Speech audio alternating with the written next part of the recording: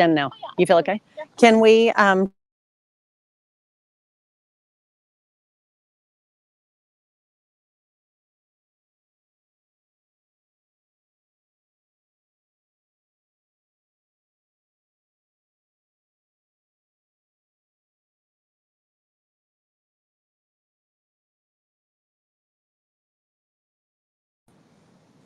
Good evening. My name is Wendy Knight, and I am the Chief Executive Officer here at Sea Turtle Inc. So I want to thank everybody for taking the time to join me tonight. It is Tuesday, July the 16th, and I'm joining you from inside the nesting corral here at Sea Turtle Inc. right here on South Padre Island. So I'm coming to you tonight to provide you with an update on the 2024 nesting season. So first of all, I want to thank everybody online at the facility, all of you that have been closely monitoring and encouraging us through this very difficult hurricane season that is significantly impacting nesting for us here at Sea Turtle Inc. and all up and down the Gulf of Mexico and Yucatan. So today, I want to provide you with an update. So most of you know that on June 20th, it set off like an unprecedented hurricane season through the Gulf of Mexico that resulted in us ushering in Alberto, followed almost immediately by Beryl, and making landfall through various parts of the Gulf of Mexico. So as a result of the really early season hurricane, Alberto caused surface flood damage to our corral here, which many of you probably saw because we posted video of that and updates. Luckily, thanks to the quick action of our team and volunteers in the middle of the night, we were able to remove that surface water pretty quickly, and we felt pretty good about the status of the nests in our corral. That good feeling was further validated by more than 2,000 eggs that hatched almost immediately after Alberto, but before Hurricane Beryl, just a short week later. However, as we started to really prepare for Beryl, we noticed a really large cluster of nests that we kind of expected to hatch that hadn't.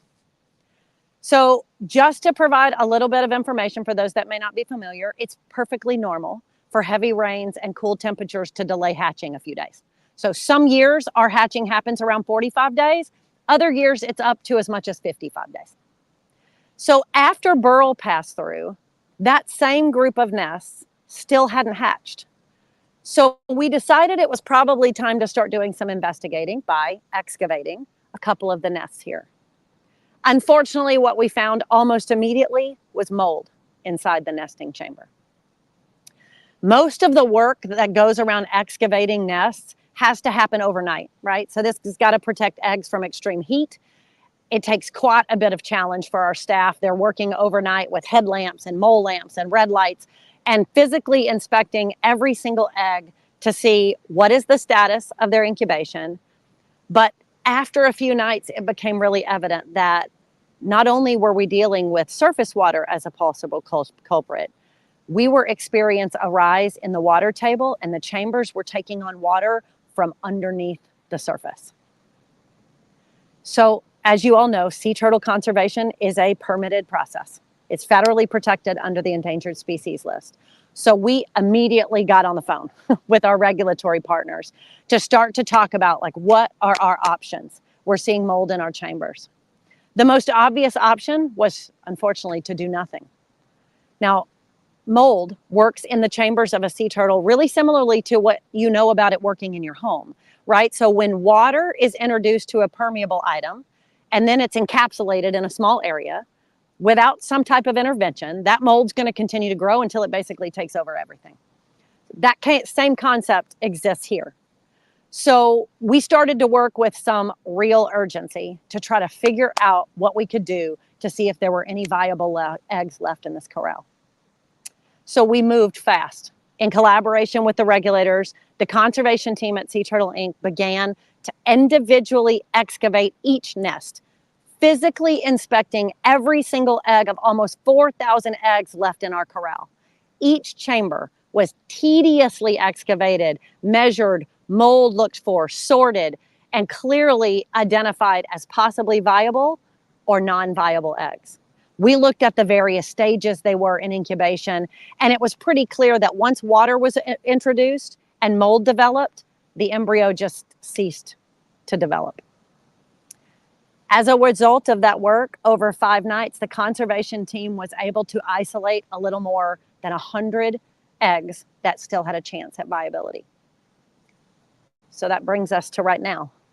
I'm sitting with you in a completely empty corral. Every chamber that was in this corral, all 4,000 plus, have been evacuated. And the eggs that still had a chance to thrive are being incubated inside a facility now. So I want to be transparent. Moving eggs around after they've already oriented in a chamber is not the ideal scenario. The likelihood of those viable eggs actually hatching and making it to viability is very slim. But Sea Turtle Inc. will move heaven and earth if it only saves one. Every single moment and hour we have invested over the last week was worth it regardless of the outcome if we had the chance to save one. This has been a difficult weather season. These eggs are so delicate. Any change in the atmosphere, rain, weather, temperature, it impacts, could be detrimentally, which is what we're seeing here. Not only for Sea Turtle Inc. on the South Texas coast, but all the way through Mexico and the Yucatan, where thousands of eggs have been lost this hurricane season. Obviously, we're heartbroken, we're devastated, but it continues to fuel our dedication to learn more, to research more, and to find innovative ways to protect and conserve these animals.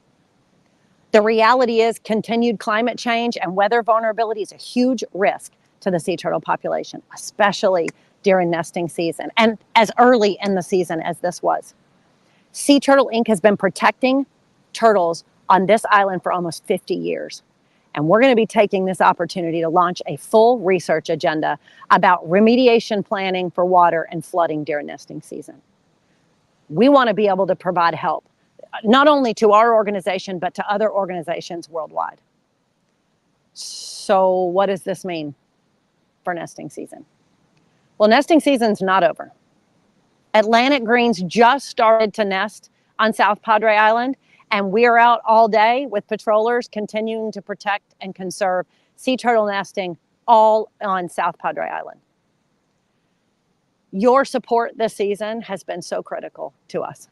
Sea Turtle Inc. is passionately dedicated to each and every one of our sea turtle patients, eggs, and hatchlings, and we're going to continue to fight, even if for one, to release every viable hatchling and patient we can.